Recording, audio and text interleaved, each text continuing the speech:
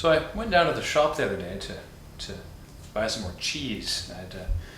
I'd run out of cheese just the day before, after entertaining the Sultan of Brunei and his entourage, who had just popped by for a bit of tea. They are, let me tell you, crazy for a good grilled cheese sandwich, and apparently you just can't get one in Brunei. I mean, you'd think owns the country, richest man in the world, could get a decent grilled cheese sandwich, but no.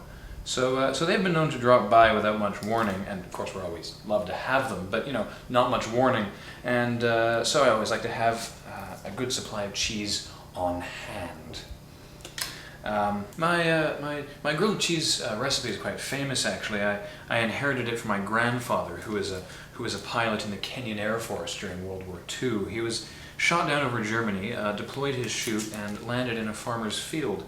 The farmer, who was a fairly short man for his age, came out to see if he was all right. And my father, using a technique taught to him by Tsar Nicholas II during a round of golf one day, pretended he was mute to avoid having to actually speak any German, because he only actually knew 3 words, which was that Achtung means attention, Nein means no, and Fallhammer means monkey. You know, the basics that every schoolboy remembers from their required German studies.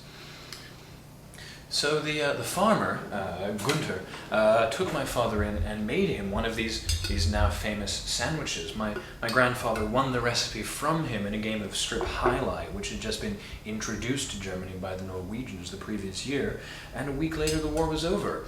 So with the recipe in hand, he returned to Kenya, and unfortunately the recipe was in German, and the only person he could trust with the recipe who knew German was a friend of his from Peru, a nice Peruvian gentleman who had fled his country of origin due to the outbreak of existentialism there.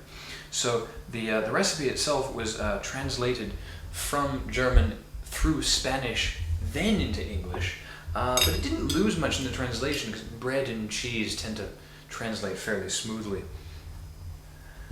So I decided to walk to the store. I've always enjoyed walking since my childhood, during which time I saw many of the world's great monuments more out of coincidence than anything else. One of these monuments was, of course, the Great Wall of China, which I went on many a good walking trip with Mao Zedong. Now, say what you will about the man's political agenda, but he will walk your feet off, something I discovered during the first of our many race walks along the length of the wall. Three laps both directions, pausing only to take some pictures with this wonderful family who were visiting from Arkansas. Really nice people. And then the winner buys dinner, which usually consisted of takeaway from Dairy Queen, the nearest Dairy Queen being in Istanbul, of course, so more walking there. Now, the unfortunate thing about my recipe is that it never quite tasted its best without this certain type of cheddar, which of course you can only get in Germany. Luckily, a store not too far from my house, say no further than the distance you could throw a grapefruit from halfway up the Eiffel Tower, which incidentally is about 300 meters last time I checked, they import it for me. They've done so especially ever since I helped them out with some rather unfriendly extortionists a few years ago by shall we say, persuading them in a highly physical manner to pursue their interests elsewhere.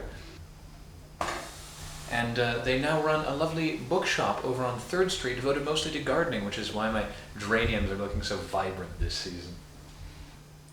Unfortunately, when I finally arrived at my destination, I discovered that I'd left my wallet at home, so I went back for it.